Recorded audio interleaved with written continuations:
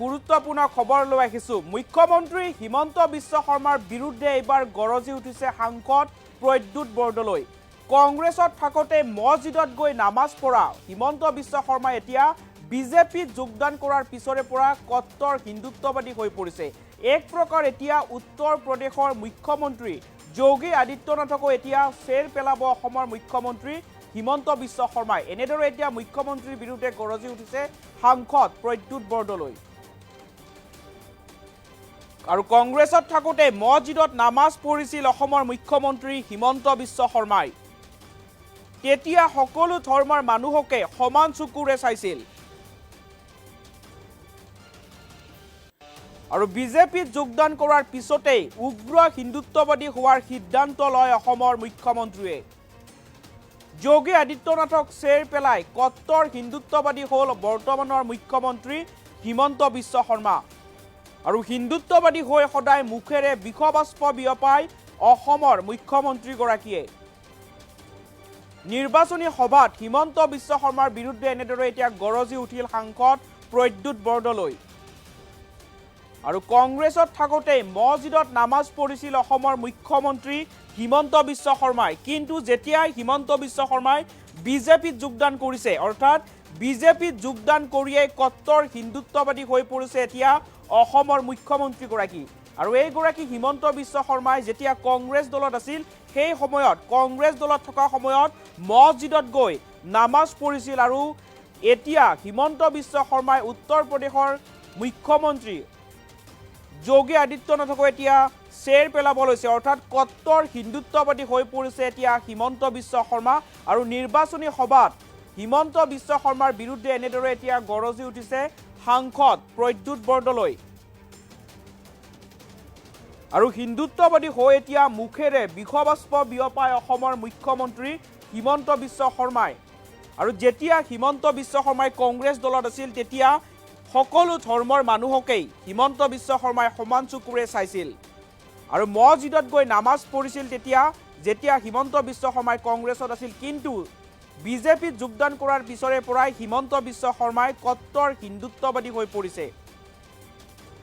আৰু বিজেপিত যোগদান কৰাৰ পিছতেই হিমন্ত বিশ্ব শৰ্মাই উগ্ৰ হিন্দুত্ববাদী হোৱাৰ সিদ্ধান্ত লৈছিল। আৰু এতিয়া উত্তৰ প্ৰদেশৰ মুখ্যমন্ত্ৰী যোগী আদিত্যনাথকো এতিয়া চেৰ পেলাব অসমৰ মুখ্যমন্ত্ৰী হিমন্ত বিশ্ব শৰ্মাই। আৰু এনেদৰে এতিয়া হিমন্ত বিশ্ব শৰ্মাৰ বিৰুদ্ধে গৰজি উঠিছে সাংসদ প্ৰদ্যুৎ বৰদলৈয়ে। প্ৰদ্যুৎ বৰদলৈৰ মন্তব্য আছে, মন্তব্য আগবঢ়াব লৈছোঁ।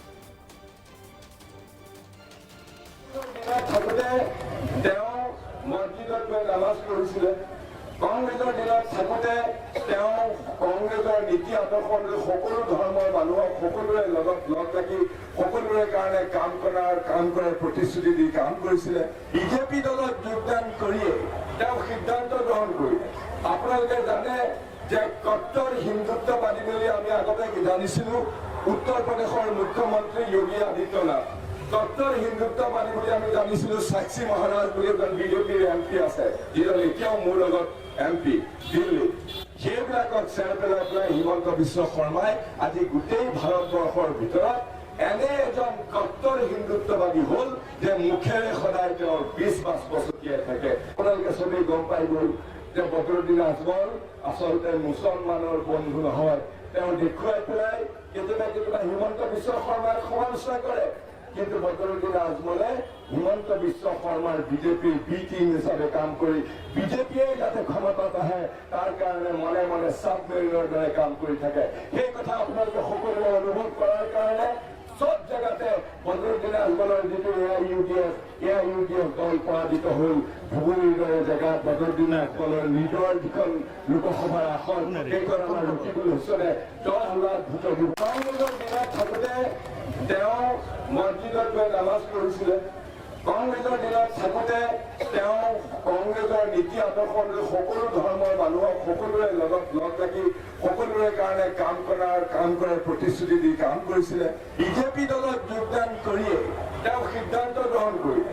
আপোনালোকে জানে যে কট্টৰ হিন্দুত্ববাদী বুলি আমি আগতে জানিছিলো উত্তৰ প্ৰদেশৰ মুখ্যমন্ত্ৰী যোগী আদিত্যনাথ। কট্টৰ হিন্দুত্ববাদী বুলি আমি জানিছিলো সাক্ষী মহাৰাজ বুলি এজন বিজেপিৰ MP আছে, যিজন এতিয়াও মোৰ লগত MP দিল্লী। সেইবিলাকক চেৰ পেলাই পেলাই হিমন্ত বিশ্ব শৰ্মাই আজি গোটেই ভাৰতবৰ্ষৰ ভিতৰত এনে এজন কট্টৰ হিন্দুত্ববাদী হ'ল যে মুখেৰে সদায় তেওঁৰ বিষ বাষ্প ছটিয়াই থাকে। আপোনালোকে চবেই গম পাই গ'ল যে বদৰুদ্দিন আজমল আচলতে মুছলমানৰ বন্ধু নহয়।